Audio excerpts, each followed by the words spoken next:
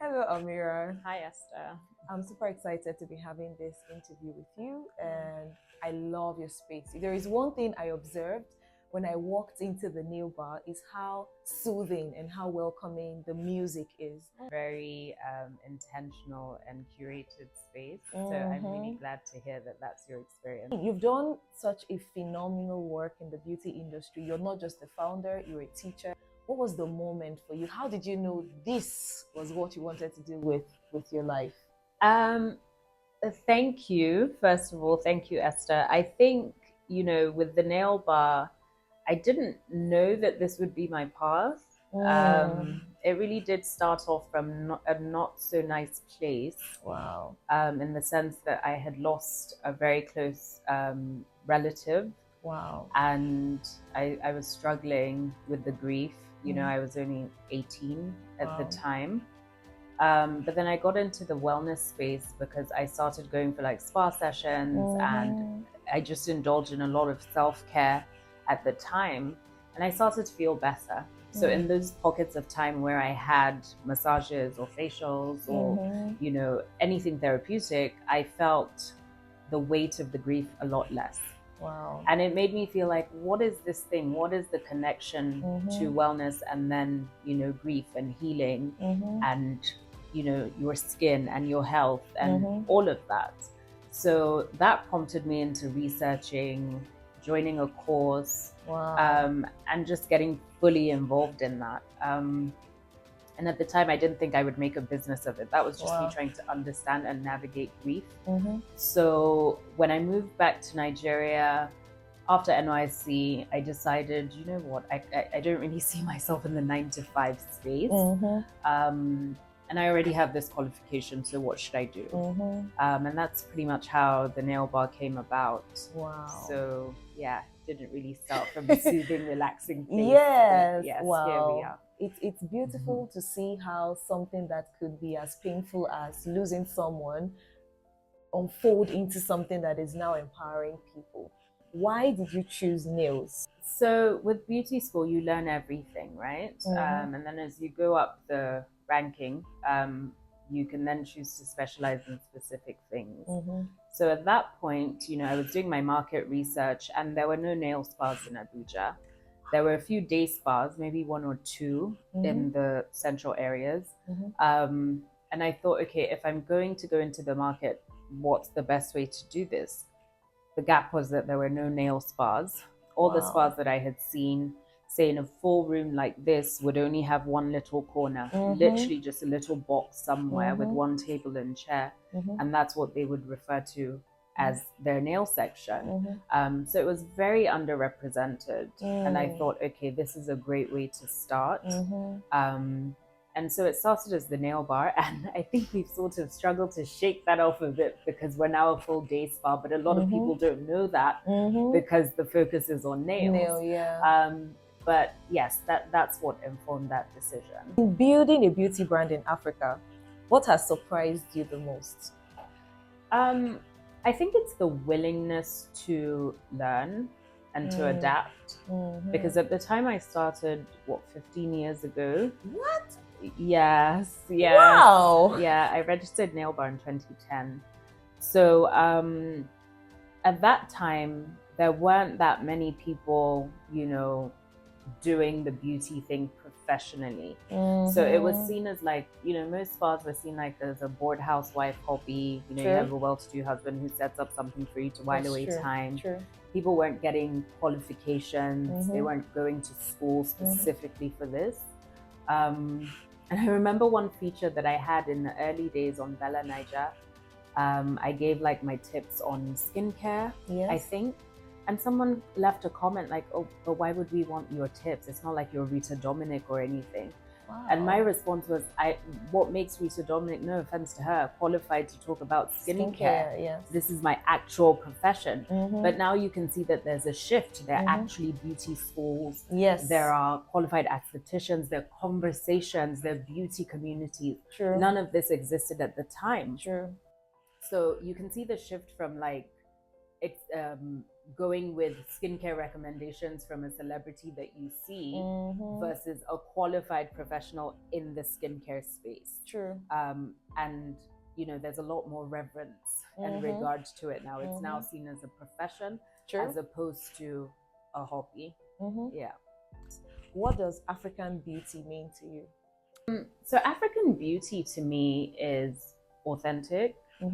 It is, again, I see a shift, right? So there was a lot of covering up back in the day. True. So people didn't want to treat the root cause. They just looked for solutions to cover up. True. So for example, you have alopecia, you're looking for a wig to cover up. You have bad skin or hyperpigmentation, you're looking for makeup to cover up, yes. as opposed to getting professional consults and finding out what the diagnosis is and then treating that as opposed to covering it up. In the manufacturing space, because I'm also into cosmetic manufacturing with Amali, what I've learned, or what my goal is, you know, a lot of people see African beauty as the raw material. So people just want pure shea butter or raw coconut oil or raw cocoa butter. Yeah. But that's not, I don't believe in that. I think it's a great natural resource. Yeah. And what the rest of the world does is they will take that and process it into something else. True. And we're not doing that here. True. We're Very still true. just working with the raw ingredients. So my goal with Amali and just any other line that I go on to produce is to continue taking those raw products from Africa and changing them into scientifically backed solutions for Black skin. Awesome. I feel like clapping. I think I can. That's so profound. African beauty founders can start seeing beyond shea butter, because for the longest time, the narrative, oh, how beautiful our shea butter is. It is beautiful, but there's so much more that There's so much more that can come out from it. And there's so many other, you know, raw materials and ingredients also that can be worked with alongside this shea butter to create a, rather than a maintenance product, which is what raw shea butter is, right? You don't have any specific concerns, you just want moisture, and so you use that. But you can take that and make it a solution-oriented product where maybe you have eczema, for instance. So you're adding things like oatmeal, you're adding things like, you know, hydrating factors and antihistamines into it that stop those flare-ups. So there are ways that you can take a natural product and process it still in a natural way to become a solution-oriented product. Awesome. So what's been your quietest victory in business, being an African beauty founder? I think it's just still running after 14 years, despite, you know, the challenges that I faced personally. You know, there's so much women go through. I started Nail Bar single. I was only 21. Along the line, I didn't have children. Along the line, got married, had children. There are challenges that come with that. And a lot of women sort of lose themselves in the muddle of that. And just to be able to still innovate and do incredible things despite that situation is really great for me. And even just seeing my children be a part of my business today, I mean, they're still very young, but they have a concept of what the business is. You know, I'm very big on legacy, so being able to pass that on to them even from now is definitely a major win. What does scale look like for an African beauty brand like yours? So I think I'm the wrong person to ask that question, because I haven't expanded over 14 years in the way that is expected.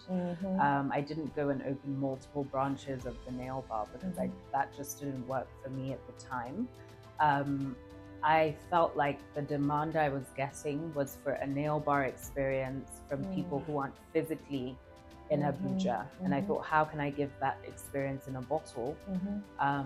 While also providing education, because I'm an academic at my core, while providing education and creating a platform for a very underrepresented industry, which is the nail care industry. And that's how Amali came about. So rather than setting up another location, I decided to divert into cosmetic manufacturing. Outside of that, you know, I thought, okay, Amali is a work in progress, and it's moving on great. But how do I give back to my community? At the time that Nail Bar turned 10, and this is how I got into education. So it was during COVID, and I thought, okay, I can't have an event, I can't gather people. So what can I actually do? And that's how the book, The Full Set, came about. And the full set is just, wordplay, in the sense that when you go in for acrylics, you ask for a full set, right? So it's a full set of instructions for a beauty business, as well as a full set in terms of the manicure. Nails, yeah. So I just thought, 10 years ago, I needed this book. Oh, wow. And there was nobody the book didn't exist. I needed guidance. I needed a mentor. I needed to know how to navigate this terrain, and that didn't exist. So the full set was just my way of sharing my experience and helping someone who's in the same position as I was 10 years ago. Yes. And hoping that they don't have to go through what I went through. Yes. There's no point making mistakes all over again when somebody else has made them and they've found a solution, right? Yes. So that's what that was. And then I got so many one-on-one requests for mentorship, business development, and things like that. And I thought, there's no way I can handle this, right? Yes. My kids, I had I think a 4-month-old at the time. Wow.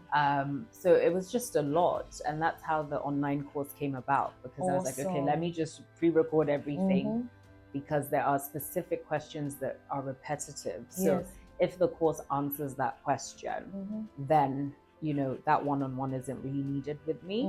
And that's how that came about. So you can see that with every step of the way, there's something that's challenged me and forced me to grow and produce something out of that experience. And so that's how I've expanded, not in the generic way that people would expect with multiple locations or things like that. If you're a beauty founder, she is your go-to. I don't think at this point, I have to give you reasons why you need to buy that book. The book at this point is a must read. It's one thing you would tell people who look up to you.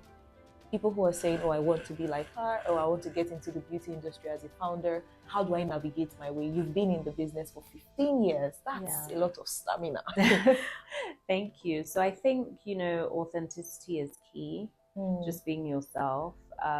You mentioned, I didn't talk about profit and all of that. I mean, that is important. That's why you're in business, but that's not what drives me. Passion does. The very heavy burden to see transformation. Like I said, when I started, there wasn't an industry. Today there is. True.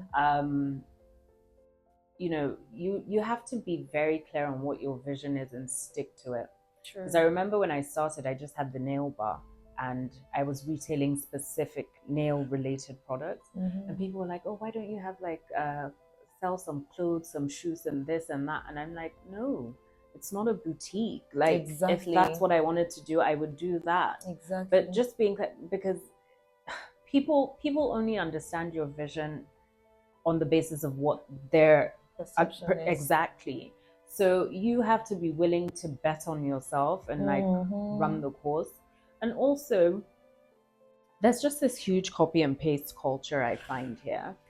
And it's so important there's nothing wrong with studying competition, but you study it to do things differently. Exactly. Not to copy and paste exactly what they've done. Yes. Right? Otherwise, where's the diversity? True. And it's important, like I said, to believe in yourself. At the time I started, most of my peers were still partying. They had social lives. I didn't have a social life. I was building at that point. All of my competitors were my friends' parents. So I didn't have anyone that I could rub minds with and whatnot. And, being partly Arewa also, it wasn't really a thing that Arewa females were doing business at that age. So it was sort of looked at as, weird and unusual. But today there's so many Arewa female entrepreneurs. And I'm so thankful that, that was a leap of faith that I could take to open the doors for so many others. And for me, it's more about impact. So whatever you're doing, what's the why behind it? Are you doing it because it's trending?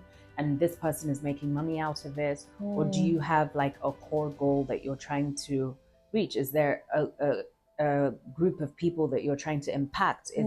What is the human side to what it is that you're trying to do?